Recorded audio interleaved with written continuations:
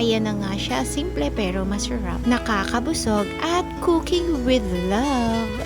At magluluto nga ako dito ng homemade ramen. Abay, syempre hindi mawawala ang nilagang itlog. At para sa gagawin nating sabaw ay mayroon ako ditong peanut butter. Ay di baga nga at maanghang ang ramen, kaya naman mayroon akong chili sauce para mararamdaman mo talaga yung konting sipa ng anghang. Char, pagsamasamahin nga lang natin sila at imekos-mekos natin yan. After that, lagyan natin ng toyo. So after mong mahalo ay iset aside mo lang at i-ready mo na ang kawali. Ayan, maglagay lang tayo ng bawang at hintayin natin mag-golden brown. At ilagay na rin natin yung ginili. At dahil nga favorite ng family ko ang ramen, abay syempre humisip ako ng paraan paano ako makakagawa ng homemade ramen. At may pag-search pa nga ako diyan kay TikTok at kay YouTube. Maasahan mo talaga ang social media sa ngayon. So ayan, gusto-gusto ko talagang ganyang kulay. Nilagyan ko na nga rin ito ng paminta at hinalo ko. At ito na nga pala yung broth na mas lalong magpapasarap sa ating homemade ramen. At ayan na nga siya, simple pero masarap, nakakabusog at cooking with love.